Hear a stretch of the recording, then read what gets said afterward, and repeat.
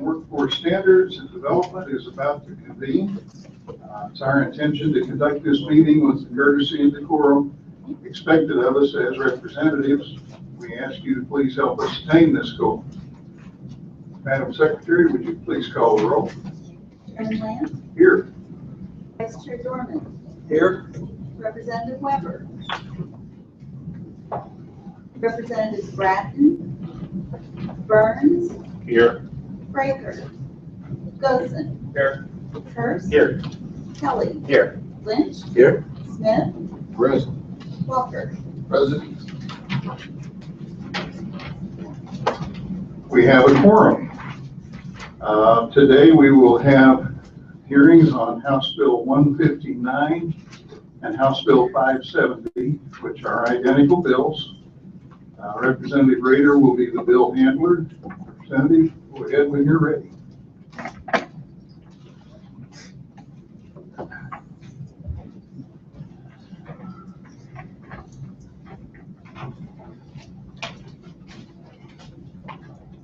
Good morning.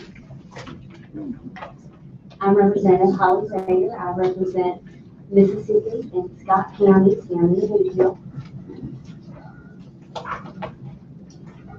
Many union leaders pursue agendas that their members do not support.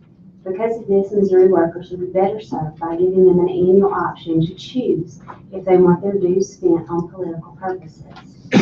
House Bill 159 has the same intent of House Bill 1617 from last year that I carried, and Senate Bill 29 from the previous year. Senate Bill 29 passed both houses and was vetoed and then failed in override by one vote. House Bill 1617 made it through the process out of the House and then was laid over in the Senate at the last session for some other bills. Like the last 2 years' bills, this bill excludes first responders. This was a compromise from 2013 in the Senate, and in an effort to keep things agreeable, I've continued with that same compromise. Annual written authorization is required for withholding of dues, agency shop fees, or other fees paid to a public organization in House Bill 159. Annual written authorization is required for the use of dues, agency shop fees, or other fees for political purposes. This bill also has individuals who do not give written authorization shall not be subjected to increased fees. Employment shall not be contingent upon giving or not giving written authorization. This bill gives individuals the ability to belong to a union for collective support of grievances, terms and conditions of employment, or other protections without having to support causes and/or individuals that the union advocates for politically. And this is just for the public sector employees. I'd be happy to answer any questions. Are there any committee members with questions? Representative Weber. Inquire, Mr. Chairman. Go ahead. So you said this bill is about giving employees choice. Yes, sir. Okay. Every single public employee in the state has a choice right now to either join a union, do they not? They do, yes. So your bill, by definition, is increasing government regulation on people who already have the free will to make a choice to join or not. They do have the free will to join or not, that is true. However, when and I had a constituent that came in, I spoke to the committee last year with this as well, but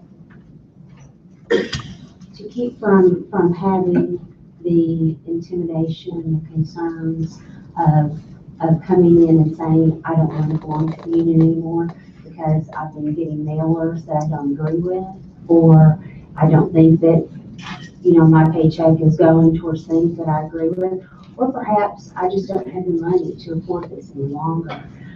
It takes quite a long process, and it can be very frustrating and intimidating. So your solution to that is additional government regulation? If that is the way you feel about it, Well, I mean, my solution is I do not think this is additional government. How is this not? I mean, this is the government telling a individual, a private individual, what they are allowed to do with the private organization. How is it not government? It's a simple signature on another card, just saying that, yes, I want to continue my membership this year. It may be a simple regulation, but it is a government regulation, right? You may see it that way, I do not. Really? Do you know what a government regulation is? Yes, I do. What is it? I do not see this as an additional regulation. When the government, I see this is giving individual employees a choice. when the government tells somebody what they can and cannot do, you don't see that as a government regulation. I see this as giving individual employees a choice, where right now they feel intimidated and it takes quite a long process just to come out and be. My other question is, you picked 12 months. Why 12 months? I mean, when you do, I mean, do you have a credit card? Yes, sir. When you sign up for a credit card, what's your expiration date? Do you have to sign up again every 12 months? No, I do not. Okay, so, I mean, I just got home this morning. But It's when 2 I years. want to cancel my credit card, I do that with one phone call. Right, and you can cancel, People say that you can, but I'm telling you, that's wonderful in theory, but in practice, it's not working. okay, because you've got this anonymous person that, we've been through this before, but nobody can ever present actually who it is, but, We have been through this before, and yes, I do have someone. right, but we don't know who it is, so we can't address the situation. So we're using an anonymous situation That's right. to regulate every single public employee in the state of Missouri. That's the way you feel about it. She's not anonymous to me. Right, but it's the rest of us. She is. And to her local union, she's not. No, I mean, they were here locally, they were here last year, and you wouldn't. Okay, well, I'm absolutely baffled how you don't view this as a government regulation. And I'm surprised that you think government regulation is the way to go in this, but we've been through this before, so I won't blame anyone. Thank you, Mr. Chairman. First, Mr. Chair, thank you. Help me maybe understand this better. I belong to several professional organizations, and I got my membership renewal. The other day, whenever I opened it up, it had in there the cost of the membership. And then there was a line that basically said, I don't remember verbatim, but basically, do you want any of your money go to political campaigns? And there was a box there. And I looked at them, I thought it was nice of them to ask me so that I have a choice in that process. And it was a matter of me checking the box, submitting my membership, and I was done. What difference is that than this? It's the same. It's just checking a box, signing your name annually. So it can be that simple, Right. and I have that choice. Yeah. Thank you. Thank you, Mr. Chair. Representative Smith, To inquire. go ahead. Thank you. I think you mentioned something about this kind of being protection for the union member. Yes, sir. Okay. And it's I guess I have to ask this, then why wouldn't you protect the first responders? Why do they deserve a carve out? No, that's a great question, and I agree. I mean, I think everyone should be included. I think private employees should be included. I think the private sector, I think everyone should be included in this. This is what the Senate had come to a compromise 2 years ago and said that they would agree to it. And you know, and in this capital, I have found over the past few years that, you know, things have to be done in baby steps. And so, I mean, I do wish that they were included. No, because In an effort there's to no get one accomplished. group that's better than any other group. That's right. You've got teachers, you've got various unions that are represented here today that'll probably testify that represent public workers. And I don't see it, but if it was your bill, I don't see why. So just in an effort to get it done and just to start the process, to have this baby step out of the way, and then, you know, to move forward in the future. Okay. Now you mentioned there was maybe a constituent individual that came to you about this, but it seems to be kind of just one. I haven't seen a public outcry of individuals saying, hey, I selected to be in the union. I willfully pay my dues, but I think there should be other steps put in there for me to pay the dues that I agreed to pay. You know, that No, doesn't seem right. I did have one talk to me about this and a couple others, but and that was before I carried the bill last year. And then when I carried the bill last year, since then, I've had many members email me and tell me, that they support this because of the problems that they have had in the past. But this is what it seems, it's going from like a time thing. It seemed, all right, so they're like, hey, file a bill saying I don't have to do it. It seems like if they wanted to get out of the labor organization they were part of, they could have done it by now, because this is a process, you know. So, and then the constituent that I mentioned individually, and she is out, and it took her 3 months. So and I don't know her very situation. I wish she was here so we kind of go through the steps, or maybe there was something that, who knows what happened with that, but I don't know it normally taking 3 months, and I've been a member of various different labor organizations. I was very surprised, and I've had several union members in the district email me and talk to me about the same thing since I carried the bill last year. Okay. Maybe it's a regional thing, because I haven't had one in my area, and I don't know anybody else in the area that has it. I don't see how an authorization for something you choose can be considered a burden. And can you kind of make me understand how it's something I choose to do? Like, I chose to come to this hearing today, but I then can't turn around and. I'm not saying it's a burden. I'm saying that it's not a burden to sign a card once a month or once a year. What about like not at all? Like not sign a card at all, you know, if you're fine with how things are going. You know, so this seems like this would be an extra step in there. It's an extra step, and it gives that union member the opportunity to go home, to maybe talk to their family, and to say, you know, hey, is this what we want to do? But it just gives that individual worker the freedom to do this in the privacy of their own home, or to sign it, send it, and it not be so laborious, or It seems a little laborious right here. Full of contention to go in and actually cancel out of that membership. Okay, and I saw something else in here about an increase. I think number 3, individuals who not authorized contributions to expenditures under section 2 of this section should not have their dues, agency shop fees, or other fees increase in lieu of contribution. Can you kind of give me an example of 3?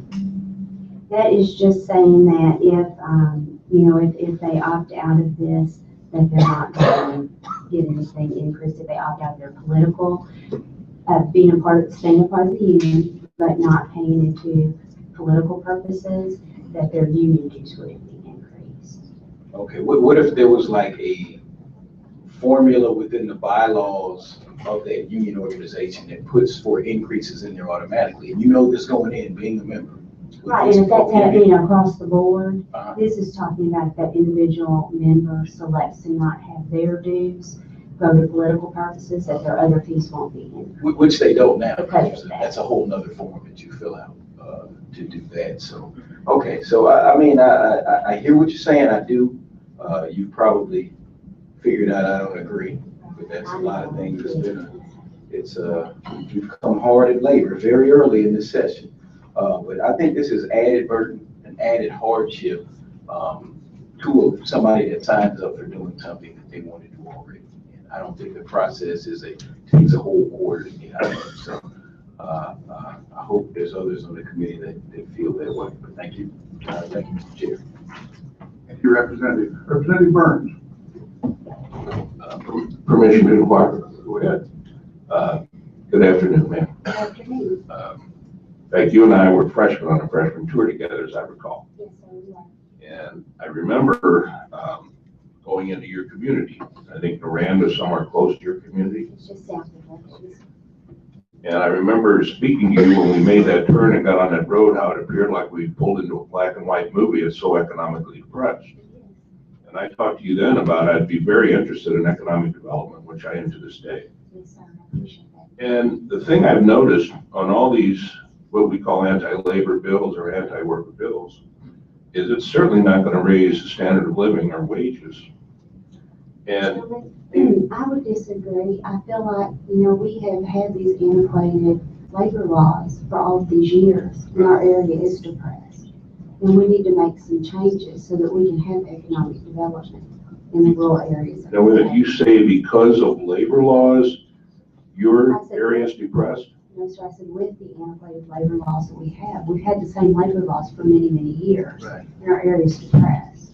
And so I think that we need to do something different. And it's time to look at some things that economically do improve rural areas.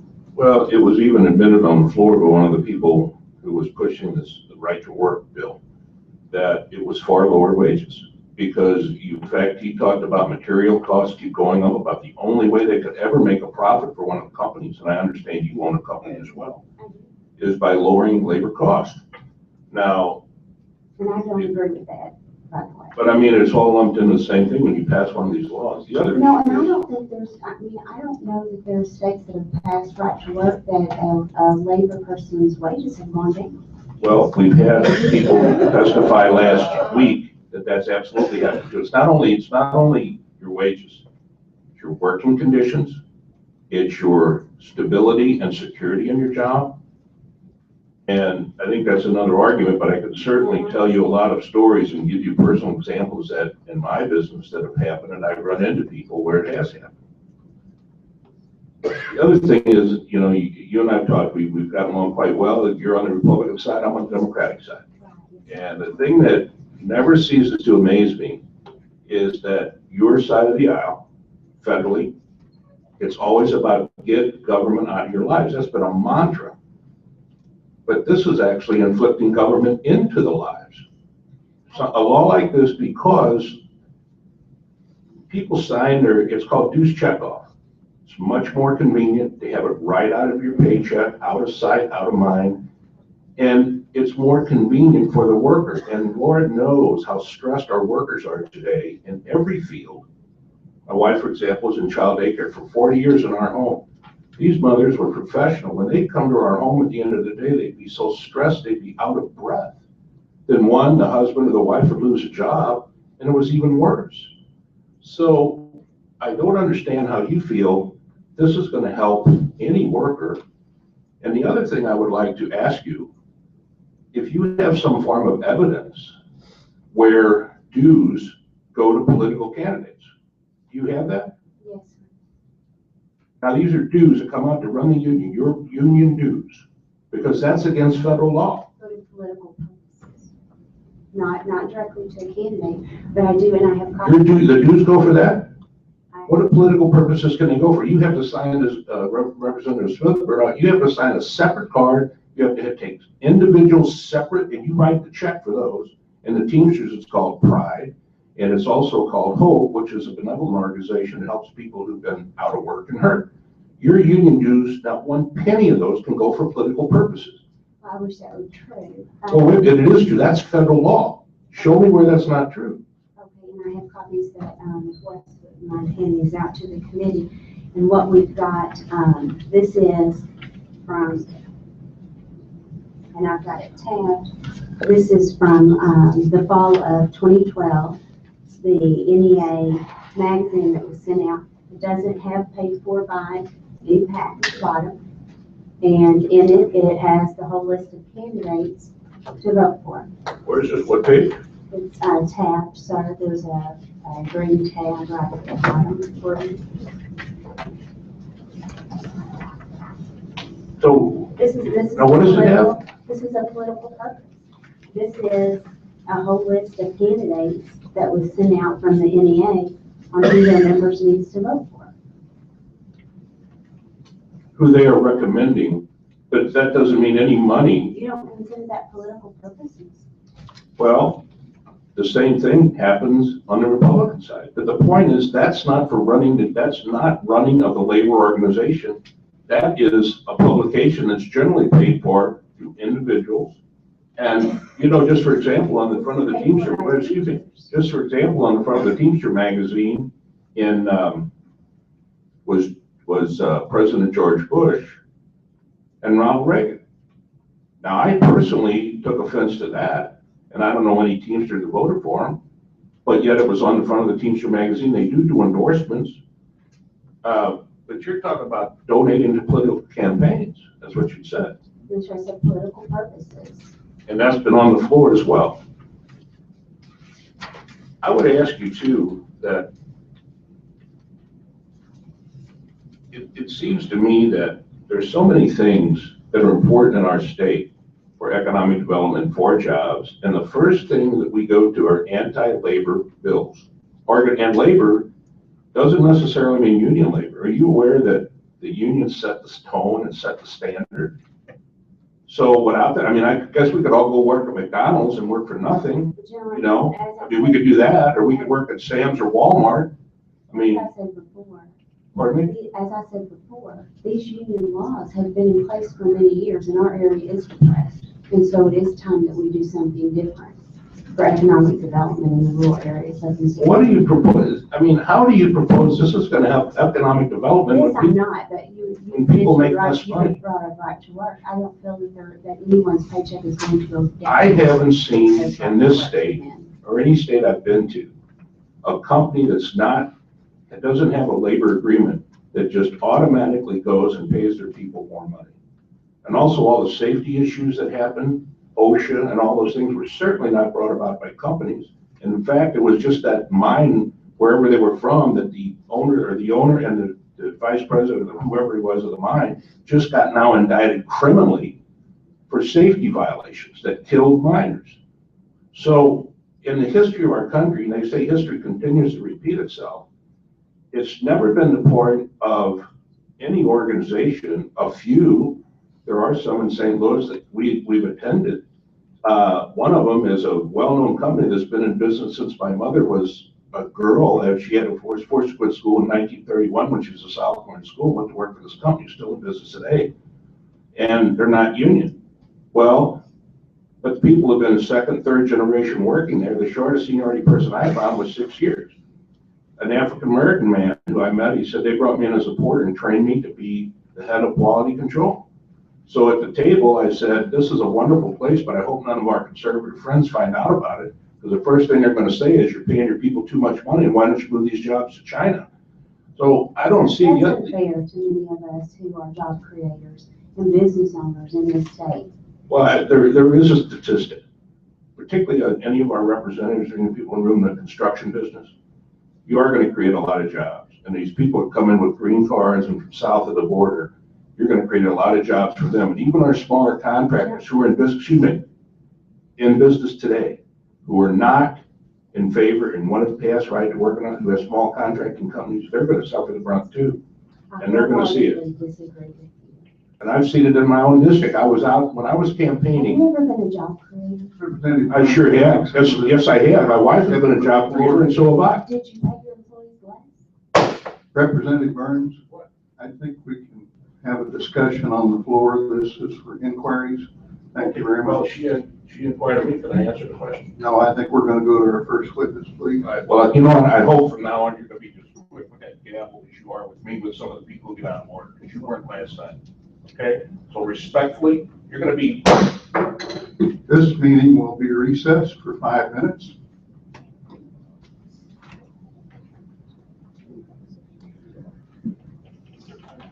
wait a minute, hold it, excuse me.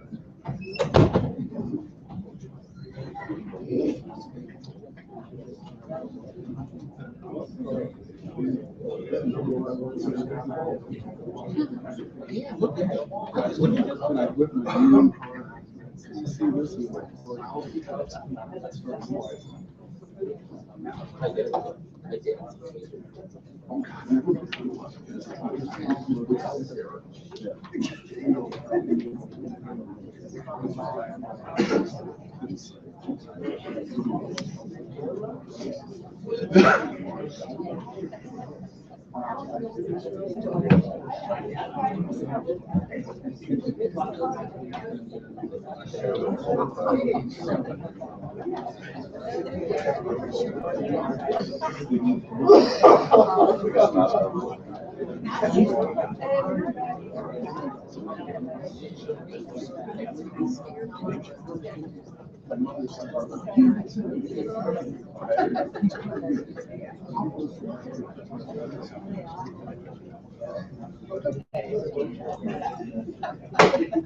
you, ladies and gentlemen.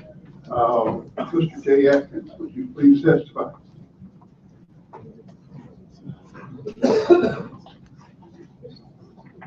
Thank you, Mr. Chairman, members of the committee. My name is Jay Atkins. I am a registered lobbyist and general counsel for the Missouri State Chamber of Commerce and Industry. I'm here to testify on behalf of the chamber and our member businesses, support of House Bills 159 and 570. Most of you have been on this committee in years past when we've been here to similarly testify. It is our hope that this bill can make it across the finish line this year. And in the interest of time, I know that we have a lot of witnesses today. I'd be happy to answer any questions. Representative Weber? Go ahead. Thank you for coming to testify. Do you believe this is a government regulation? I do not. Really? Well, so you don't think I'm just perplexed by this. You don't think the government telling people that they have to clear a bureaucratic hurdle, they have no choice but to do it? You don't think that's a regulation? No, I think it's a good talking point. What is a government regulation? Well, I don't think I'm here to opine on what a government regulation is, but by way of analogy, I would say that this is not something different than what we see routinely in government employment situations. The yearly United Way campaign, charitable campaign comes to mind, is run in a similar manner. So you think if this was on employers, if the government was mandating employers fill out a form every single year, you wouldn't view that as a regulation on employers? I actually would like to see this bill expanded to include private employers, yes. I'm not sure how that would even work to be expanded to include private unions, rather. So, employer employee, okay, right, but not employers. You don't want employers to have to fill out a form every single year. Maybe I can answer the question this way. What the practice we would like to see changed is the idea that when an employee starts a job, they are in the rush of paperwork that we've all experienced having to fill that out. I'm not talking about, I'm asking if this is a regulation or not. And I'm trying to answer that, Representative. I don't believe it is, and if you allow me a little bit of latitude, I'll explain the issue we're trying to get at here. All right, you know what, I don't even want to hear it, so I'll yield, Mr. Chairman. Others? Thank you, Mr. Atkins. Appreciate it. Thank you, Mr. Chairman. Mr. Mike Lewis. Please.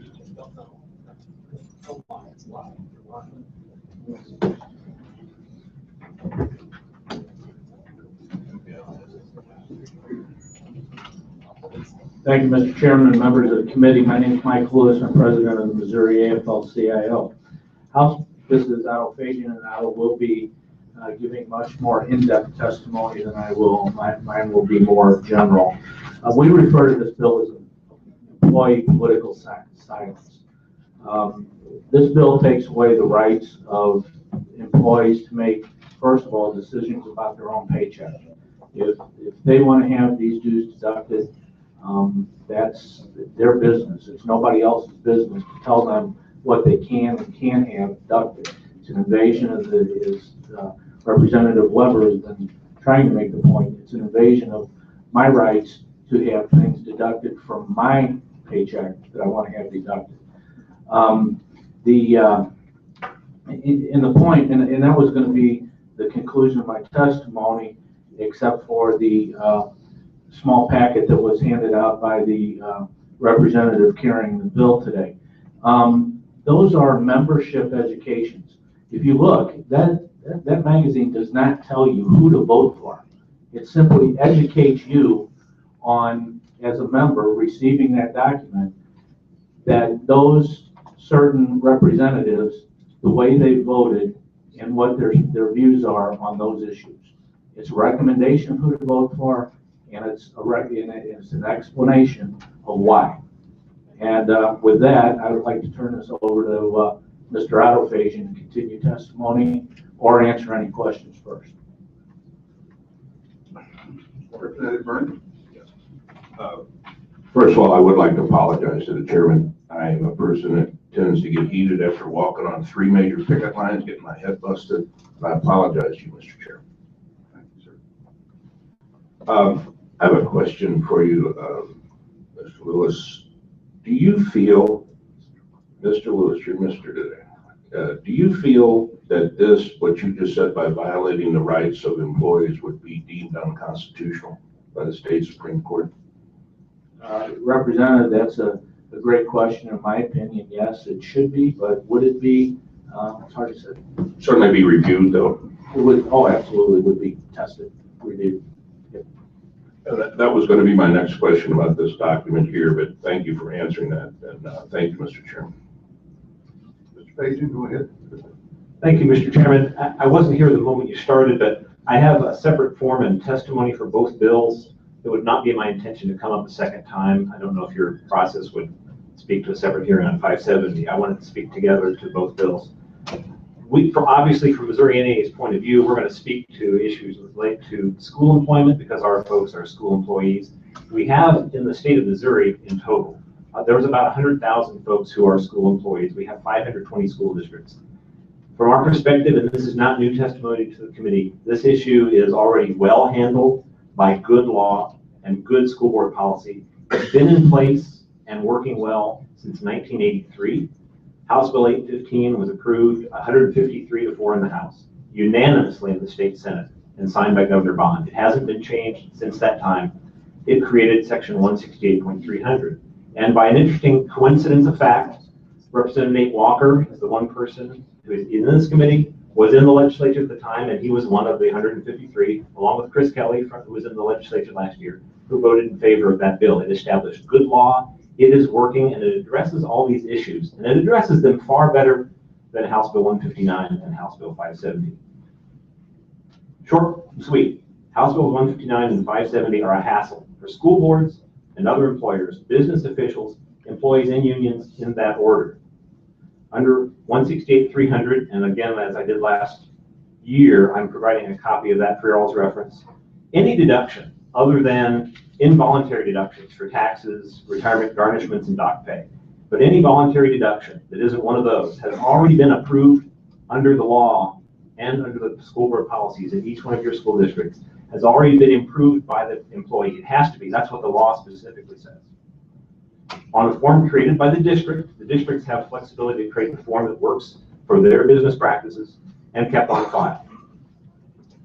Those voluntary deductions can be started, changed, or terminated at the employee's discretion. Of course, we have to respect the regular payroll deadlines of the school. Usually it's a monthly pay, so you're not going to get it changed within 2 days. It's going to take typically a month. If there are bureaucratic issues, that's a bureaucratic issue. That's not something that calls for the state to mess up good law and good policy and put school boards, employers, business officials, and employees through hassle that doesn't help improve that situation. It's going to do the following. The first, it adds an unneeded annual paperwork hassle for the business officials, employees, and unions. Second, and this is probably more important, it replaces a simple, broad, and fair. When you consult 168.300, treats everything and every employee and every deduction on an equal footing. That's very important for the school boards and other public employers. That keeps them out of court. A uniformly applied policy is one that is hard to implement. It creates differential treatment for certain deductions, certain employees, and it creates a much greater potential for confusion and litigation costs for school districts and other employers. Litigation costs that would reduce available dollars to educate kids. For these reasons, we strongly oppose the bills, and we urge the committee to vote no and preserve the existing law, section 168.300, that has been working well since 1983. I would also, before I answer questions the committee may have, I heard a presentation of the document, our nationally award-winning publication, Something Better. I'm happy to provide, if the committee's of interest, nice color copies of that magazine. It is a fine publication. That is clear and convincing proof that we are doing our job, following the PAT guidelines adopted by our representative assembly, following the wishes of our locally elected PAT council, in communicating to our members what our locally recommended screening process as approved by the elected PAC Council has suggested as candidates we recommend for voters who want to look primarily at what legislators do on education issues. It is communication to members. It's not covered by the sorts of requirements that you might have on contributions to candidates. And more to the point, it is us doing what is integral to our association, what is understood as the role of our elected PAC Council. Those people run for that office for a reason, and that is to be involved in saying who are the folks who have really been standing up for children in public education and make recommendations that we then communicate to our members through our magazine. Like I said, I'd be happy to try to provide excellent copies of that because it looks much better in color. With that, I'd be happy to try to answer any questions. Thank you, Mr. Fagan. Representative Gosen. Inquire, please. So, quick question for you. A teacher midstream July wants to change any deductions they have coming. What would be the process for that? The process, And what other side? And I guess with the teachers, is there a political action component of their deduction? that's purely voluntary on our part. In other words, there's the dues component that's necessary to be a part of our association. But when we look at our M&EA PAC funding that we use for contributions to political candidates, that's over and above, and we have multiple ways that we let folks make that contribution. You can get out your smartphone and make a contribution to M&EA PAC right now on your smartphone through our website. So that's an option. There's payroll deduction. There's a way you can just write a check. You have a lot of options because we're trying to make sure that our busy teachers can get this done and get it handled. So if you're doing payroll deduction and you sign up in January and July, you would probably be signing up in August when the school year starts. Okay. And that would be an option, if let's say we're at an existing member may already be signed up and the district would have that on file. If you're talking about like new teacher recruitment, Well, let's say we would existing- probably talk with them first about membership and, we might have a conversation about the PAC, but a lot of times that ends up being after they've gotten their kind of feet wet and been in teaching for a few years, they have that conversation about stepping up to becoming a volunteer, partly because they need to get into their teaching role and then start to understand the political side of the association and decide if they want to contribute to that or not. So let's say it's a contributing teacher, midstream, they want to discontinue that contribution. What do? They go online to do it, or If you're part of a local that has kind of an administration, you would, the most expedient way is to send an email to our membership chair to get that just handled. But you can always communicate directly with a school business official in the business office, and they'll take care of it. So it can be done via email then? Oh yeah. Anyway, it's 2015. We shouldn't be talking about trying to make this cumbersome for the business officials, for the teachers. We should be looking at and that's why the law that we have right now is so smart, because it mandates that it has to be approved by the employee, but it doesn't stomp all over the school district and tell them how they have to do that. It lets them do that process. There's a provision in there that says we have to reimburse the district for any costs of compliance. If we ask for these deductions, we've got to reimburse the district. There is no cost because they get to do it in the efficient way that fits within the computer stuff and the existing business staff that they've already got. If you do it this way, you may well have a cost that the state's imposing because you're mandating a whole lot of details about the process that right now the school district gets to figure out what's the most efficient way. Do they want to do it annually, every other year? Do they just want to keep it on file? Do they want to do it electronically, in writing? They have that flexibility right now. They have the local flexibility to design that process efficiently that makes everybody comfortable that it's being approved, but also makes it efficient and practical for everybody who's involved. Yeah, I get an email from, don't have an employer, but the company I'm under contract with every year with my errors and emissions insurance, all the different things, and I just click, send it back to them. And the school board could do that. If they wanted to decide that there would be like and they would be much better off to do it across the board for everything. If they want, whatever process they do, they need to make sure that they are not putting themselves in terms of differential timelines or treatments for particular people, because that sets them up for the potential for unfair treatment and litigation, which we don't want to waste money on that. you know of any school boards that do that annually send out an electronic form? And I'm not aware of any school boards that do that, because they have that flexibility and because there's a comfort level at the local level. Once they know they keep it on file. and it can be changed, within the time scale of a pay period. There's just no need to mandate extra paperwork on their business officials. They've got enough work to do. Thank you. Representative Smith, To inquire. go ahead. How are you, Otto?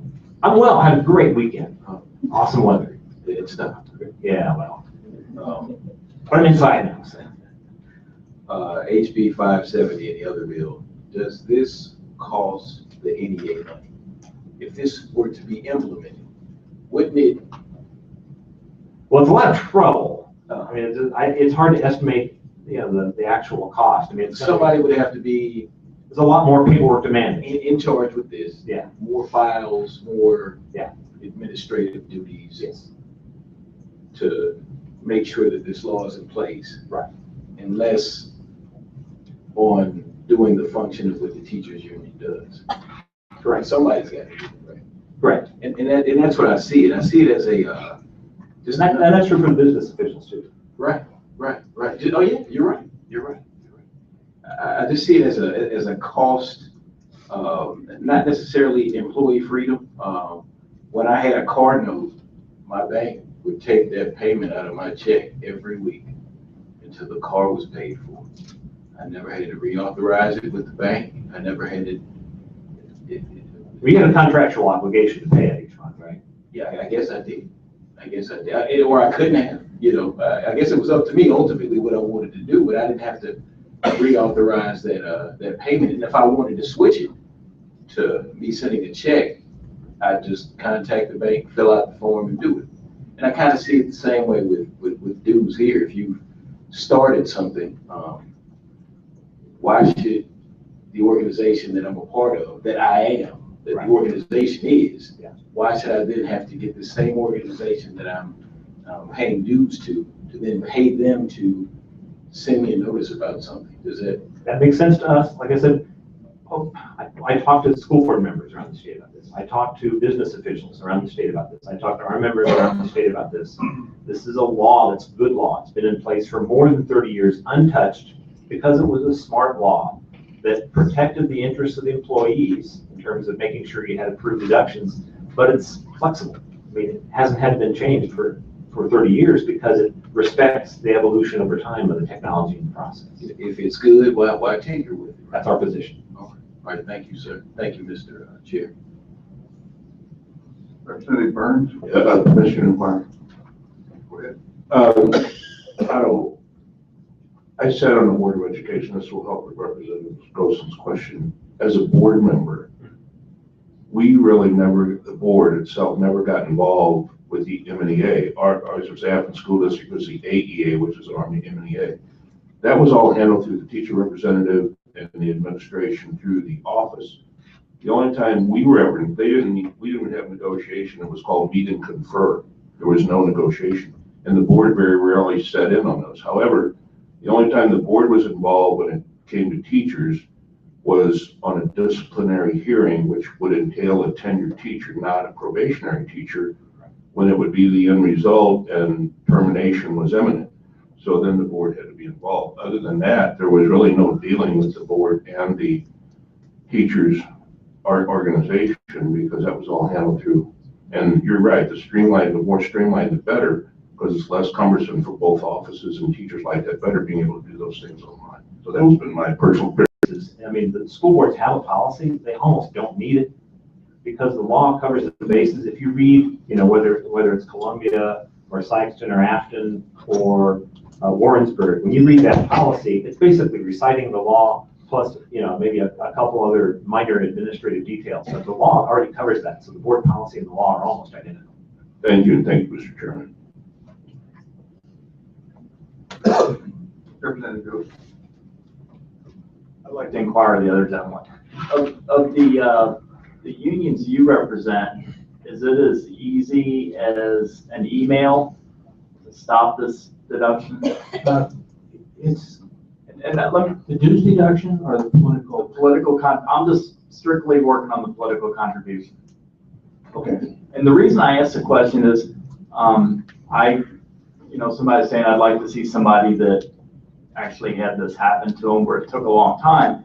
And I did have that happen. I when I began working in Anheuser-Busch and became a Teamster and was told the option. It was a very small part of the pay, maybe I want to say 3 or 4% went to the political contributions. But after a while, was interested in stopping that part of the contribution, and I had to go down to the local 1011 office, which, a few blocks from the brewery. Unfortunately, I was in their weekender program, so I went into work Friday at midnight, got off 8 a.m. Saturday, went in Saturday at midnight, same thing. So they were never open. And finally, I just let it keep going. Now, and that's why I'm curious, is this as simple as an email for an employee to change, or what has to be done in that you see generally to make this change? Yeah, Representative Ghost, I actually was a business representative representing the members of the Machinists Union at Anheuser-Busch. And most of those people are signed up for voluntary PAC contributions to the Machinists Union. It's simply nowadays, and I remember when it did take paperwork, but now it's an email to the local union that represents them, also to the company. And once the company sees that, it may not happen immediately. Well, the unions actually have no control over how fast we can have a company move to get with EDP if that's who they use for their payroll or whoever. But yes, But I wouldn't have to go to a business office, or you can do an email, or if you don't have access to an email, you can hand deliver a letter to your, and they still have weekenders there. The weekender could hand deliver a letter to his shop steward, who would then, under our rules, be expected to handle that with expedience and get it to the proper parties as well. Can I just real quick note? Before she retired, my wife was the membership chair and treasurer for our Columbia, Missouri NEA local for a while, and she would maintain a spreadsheet. And anybody who wanted to make changes would communicate that to her, and then she would check with the business official before the payroll deadline each month and make sure that they were flat on agreement on making sure that the spreadsheet reflected who wanted what deducted, and they would try to keep that accurate to the month for each monthly payroll. Thank you. Thank you, gentlemen. Thank you, members. Thank you, Mr. Chair. Mr. Clark Brown.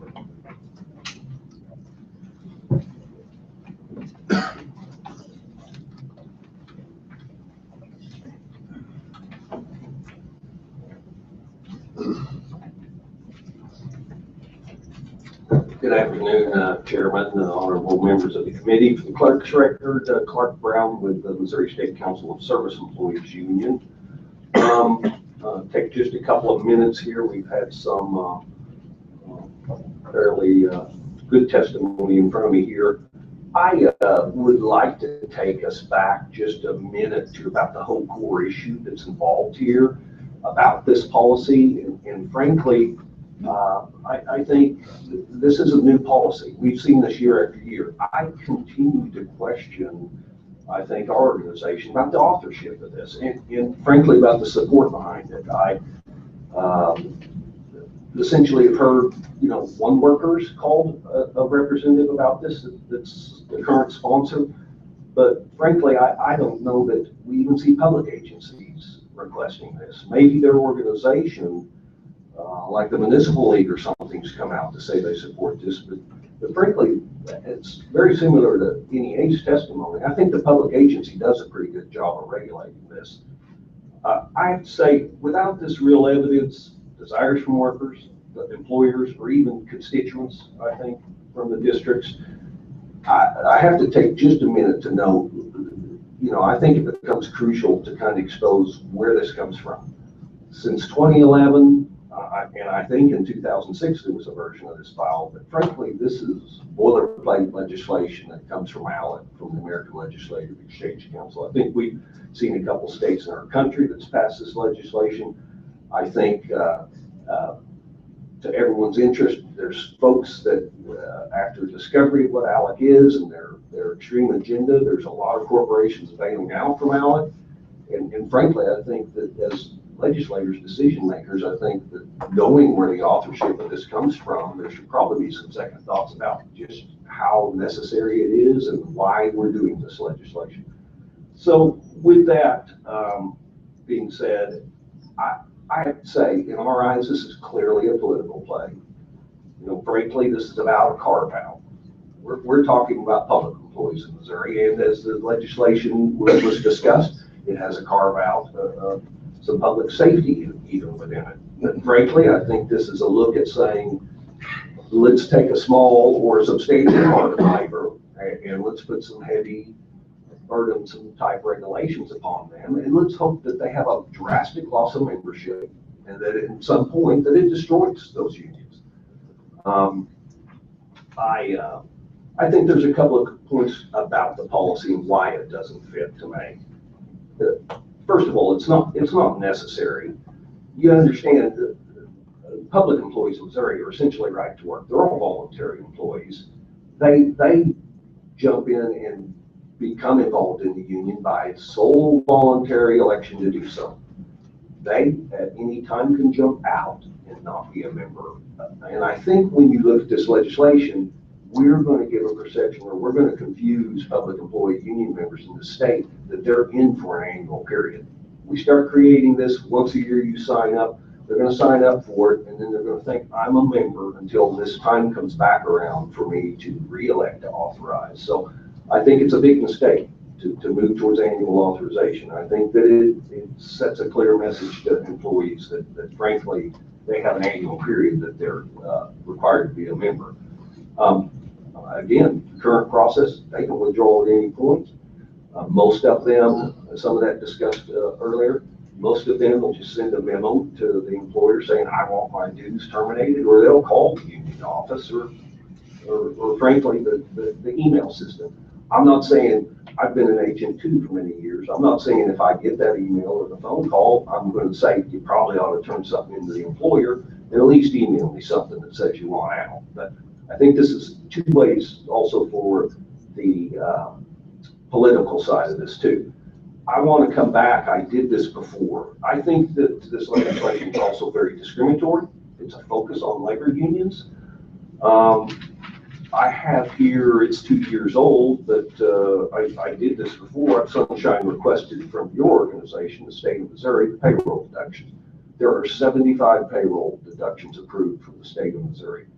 The only ones that require any authorization in here, and fully understandable, health insurance, because you have a different benefit level to elect every year, or your dependent coverage may be something you change, the cafeteria plan that's federally required, and the Missouri State Charitable Fund.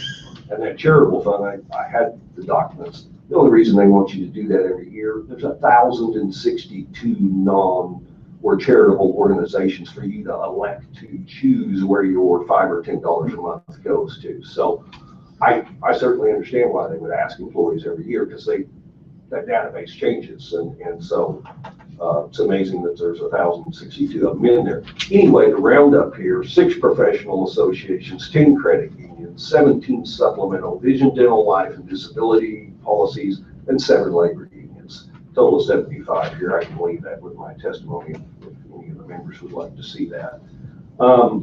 Lastly, I want to say something about the political contribution. I think we're getting confused here about PAC contributions and just how prevalent that is in the public.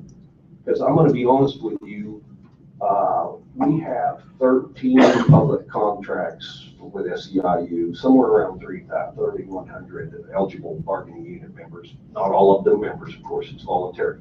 But I can tell you, we don't have any public agency agreeing to do PAC collections for us. And frankly, you guys as stewards of the state of Missouri, I have 3 contracts with them: probation and parole, mental health professionals, and corrections probation assistants. The state does not approve to do any PAC. We call it COPA's Committee on Political Education. The state doesn't recognize that for us. So I think this is really irrelevant when you look at the political side of this with public agencies. Most of them don't want to be in the business of collecting political dues for voluntary political contributions for a labor union. And so the 13 contracts we have don't have permission or agreement to do political charitable contributions. I think with those two things in mind, how we're discriminatorily focusing on labor unions, have 75 other payroll deductions going on, how we frankly don't even have the political authorization related to public employees, I think this legislation is completely unnecessary, and I hope as decision makers over this legislation, you'll think closely about that before you support this legislation. Thank you. Thank you, sir. Questions? Representative Burns.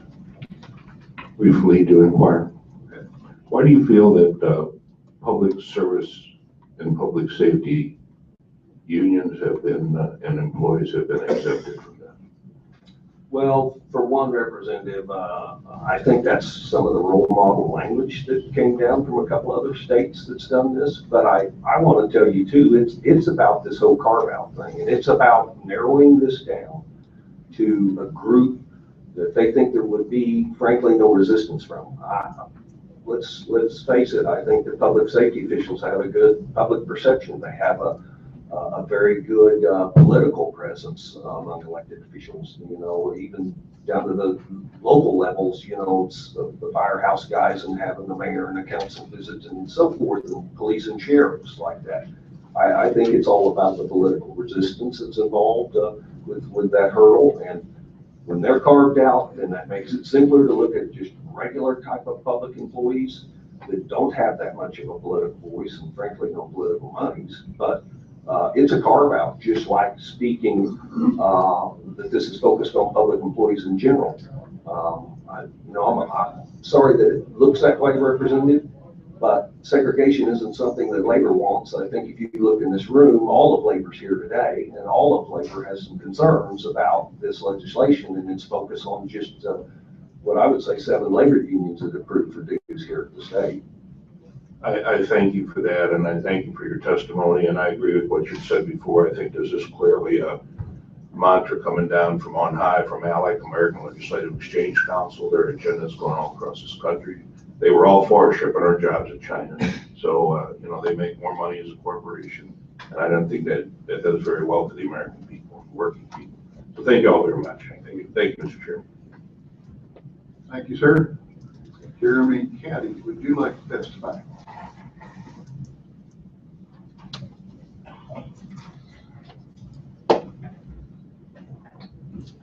Thank you, Mr. Chairman, committee, Jeremy Katie.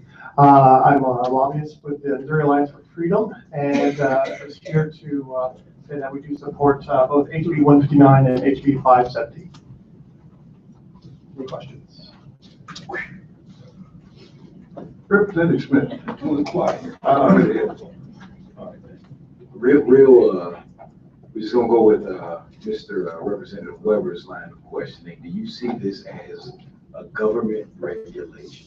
Because you would be Missouri Alliance for Freedom. It sounds like you all don't like paperwork or rules. Well, I think Not necessarily rules in general. Generally speaking, you're correct. We don't like paperwork or rules, no.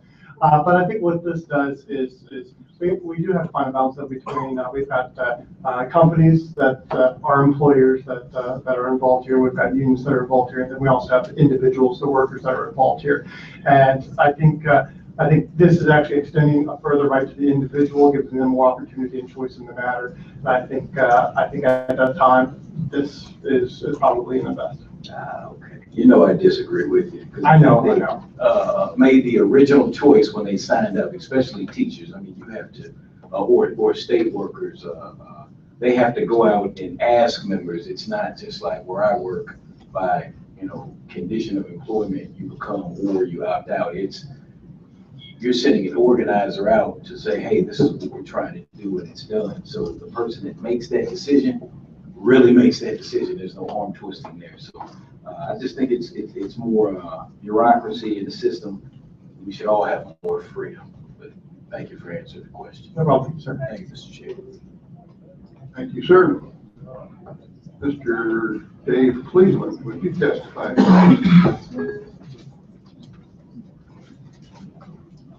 Thank you very much, Mr. Chairman. Ladies and gentlemen of this committee, my name is David Cleveland. I'm a lobbyist with the great UAW. And I'm here to tell you that the men and women who work hard every day to keep the economy of this state going are totally against this legislation. Thank you very much. Thank you, sir. Mr. Richard Craighead.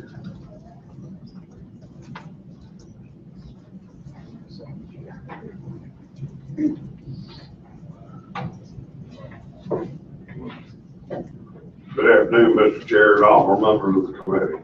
For the record, my name is Richard Craighead with the United Steelworkers Union and Missouri AFL-CIO. Going on record as being opposed to this legislation. I would like to make a comment about something that was mentioned early on in testimony. That was intimidation factor. I've been a member of one union or another since I was 17 years old. Very young man. I'm now 60. I've never been intimidated by any union official, past or present, in my life, or coerced into doing anything or spending any of my money on anything I didn't want to spend on. We have an option to have political donations. This is in the private sector, that we can opt out at any time. We write in, we tell them to go to the email is gone. And if I do it on November 1st, and it takes 30 days for it to get through, I'm gonna get reimbursed back the time I put the notice in. So all this stuff is a lot of hooey about nothing, to be honest with you. I think we've got a good system now. I think we've got a fair system. It's not meant to coerce anybody into giving any kind of political contributions or any kind of political activity without their knowledge. And people can opt out of paying of their dues if they so choose. But they do have to pay what's not spent on political purposes, and that is regulated by the Department of Labor, and those rates come out every year. So in my union, if we spent $100,000 on political contributions, somehow then that, or any kind of political purposes, doesn't have to be a contribution, it has anything to do with political purposes. That money is deducted from the dues, and that sets your dues for that year. So if I pay $10 a week for my dues, being fully involved, and say somebody don't want to pay the political end of it, say that's $7. So, you know, they would pay the $7 if you take the political contributions out of it. Nobody that I know of is forced or coerced into doing anything, especially politically. That's all. I've got attached testimony here on some good points on the way it's done. And if you care to read, I won't go into all of it because some of it's already been said. So if anybody like questions, I'll be happy to answer them if I can. Thank you, sir. Appreciate your testimony. Rachel Payton.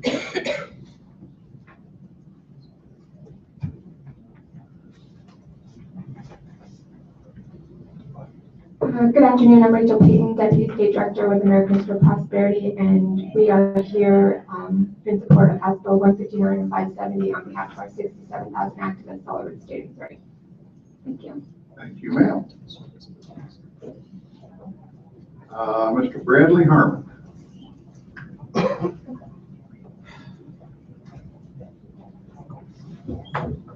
Thank you, Mr. Chairman. Members of the committee, my name is Bradley Harmon. I'm a social worker. I'm not a lobbyist. I'm going to try my best to, maintain decorum. I have a great deal of respect for this committee, its purpose, and everyone here, even if I may not agree with your positions. I have a lot of respect, but you may hear passion coming out of me because this is something that is pretty important to me and to the members of my organization. I'm president of Local 6355, the Communications Workers of America. We represent state employees who work for the Missouri Department of Social Services, Missouri Department of Health and Senior Services. Right now, somewhere in this state, maybe in rural Scott County, way out of cell phone range, maybe in North St. Louis City, on a block that has had several murders this week, a member of my union, many of them young women, is going by herself to handle a hotline call about a child who may have been abused or neglected. And that member of my union is going to go and confront a potential abuser by themselves in a potentially dangerous situation. And we choose to do that every day because it's important to protect Missouri's children from abuse or neglect. We choose to become a member of Local 6355, the Communications Workers of America, because we think that this organization will advocate for us and protect our interests so that we can be more successful in doing the critically important work that we have been hired by the state of Missouri to do. We make this choice freely and voluntarily. CWA has never collected dues, fines, fees, or assessments in Local 6355 from any individual who did not first freely, voluntarily, and willingly authorize CWA to deduct dues or contributions to their political action committee. CWA Local 6355 does not deduct any funds from the payroll of any state employee that we represent for political purposes, for the purpose of our political action committee. Now, there's been discussion about political campaigns versus political purposes. It's important to know, many of you may have had experience with the labor union before, and you may have had an experience. We heard from a representative who worked for Anheuser-Busch and had an experience with the labor union there. In that case, the labor union and the employer would sit down and would bargain over wages. And if the employees felt like the employer was being recalcitrant and unreasonable, the employees could make a decision to go on strike, to withhold their labor and to stop working.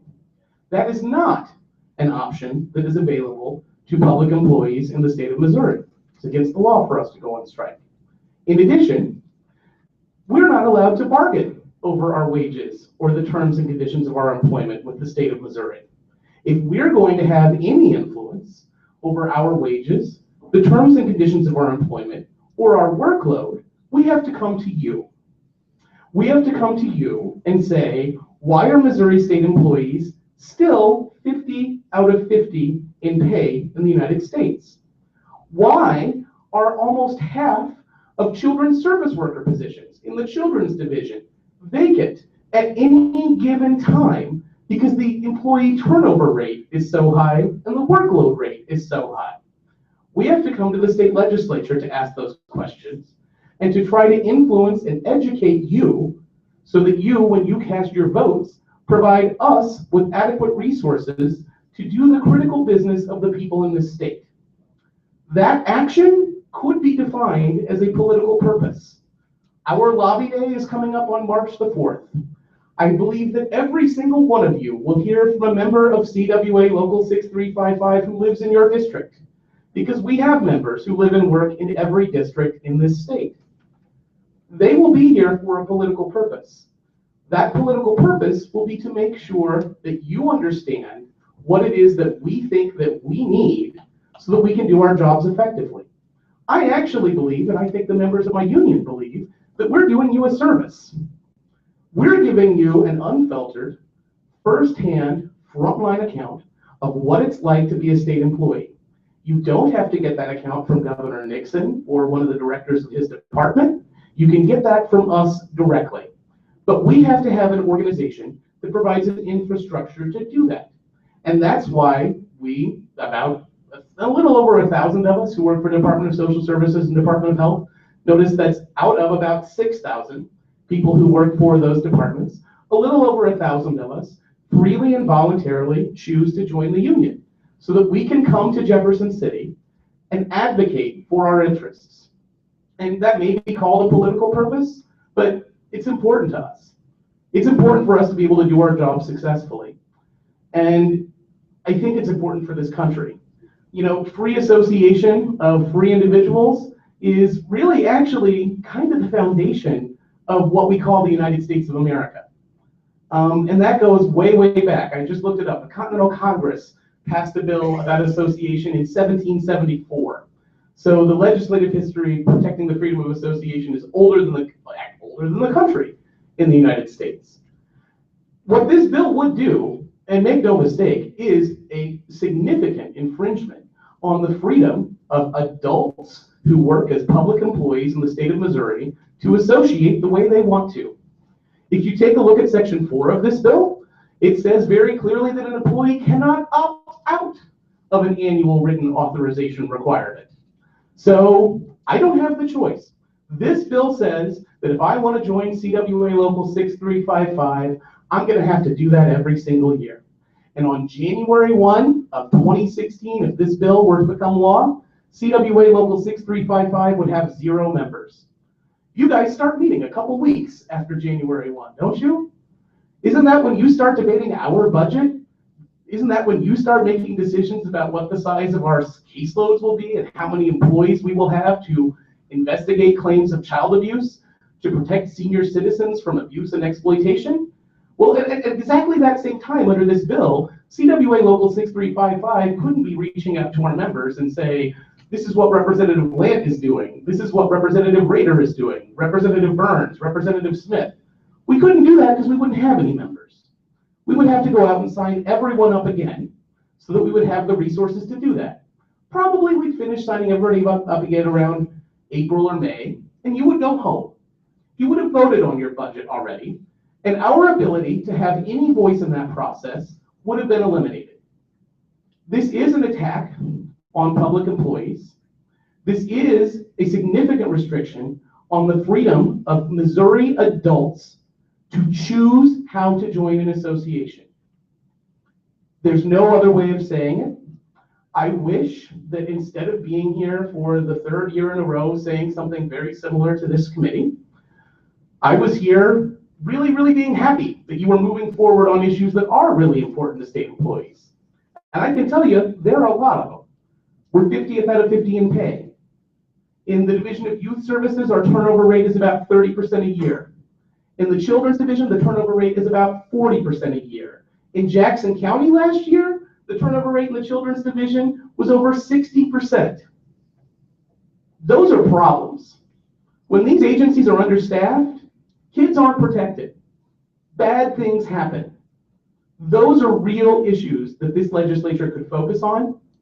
And instead, this bill is asking you to say that the people that you trust enough to go out and knock on the door of a trailer way out in Scott County, or knock on the door of a 4th floor walk-up apartment in Kansas City that doesn't have the lights on to make sure that a kid is safe, the people that you trust enough to do that aren't smart enough to know what they're doing when they sign a card saying, I want to join this organization and I want to support it by paying dues out of my paycheck. And I want to continue to do that until I decide to stop. We're not interested in collecting dues from people who don't want to be part of our organization. It's just not the model that we operate under. This bill shouldn't be here. I hope you vote against this bill. I hope I've maintained myself, Mr. Chairman, and I appreciate your time. Thank you very much. Other questions? Go ahead. Thank you, Mr. Chairman. Sir, does your organization hold elections? Yeah, we do. How often? Every 3 years. Every 3 years? Do you think maybe we should just leave them in office if we think they're doing a good job, and if we want to hold an election and everybody emails? And I mean, my point is, isn't this really a question about accountability of the organization? Respectfully, Representative, I think this is a question about limiting the rights of public employees to join an organization and support it the way they want to. And I think they can make the choice about whether they want to leave or stay in the organization on their own terms as they want. Am I misreading the bill then? Doesn't it say that they have to be asked if they want to contribute on an annual basis? On an annual basis is the key. So, and there was actually testimony earlier, my friend Clark Brown got a little bit slightly wrong, actually. State employees are health insurance. Yeah. If I don't sign up for the health insurance, I'm automatically going to be defaulted into the lowest cost plan. The state employee charitable campaign, it's true, you do have to re-sign up for that every year. The actual reason for that is that the fiduciary responsibility for the organizations that are part of the state employee charitable campaign is pretty high. And the charitable campaign requires that they provide information on a periodic basis to make sure that they're still meeting the criteria to collect funds through the state employee charitable campaign. And so the list changes every year. And so that's an administrative reason, but there's no reason why, out of all of the different deductions that I could have, this one deduction is one that I should have to choose to make every year, unless you don't like state employees being able to have a voice in the political process. Because that is the impact of this bill. Wait, I think that's an unfair statement. I think this is an I think unfair bill. that we make political choices all the time. I mean, really, as we come back to accountability. Thank you, Mr. Chairman. Thank you, sir. Are there others here who wish to testify in favor of this bill? Are there others who wish to testify against it? Are there those here who wish to testify for informational purposes? Not appearing. That concludes the testimony on House Bills 159, House Bill 570. Committee on Workforce Standards and Development will now go into executive session. I move that we do pass House Bill 159, House Bill 570. Discussion?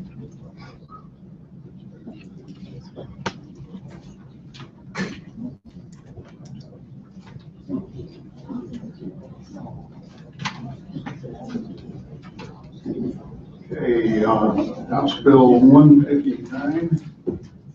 Madam Secretary, will you please call the roll? Chairman Lant. Aye. Vice Chair Dohrman. Aye. Representative Weber. No. Representatives Bratton. Burns. No. Breaker. Gosen. Aye. Hurst. Aye. Kelly. Lynch. Aye. Smith. No. Walker. Aye.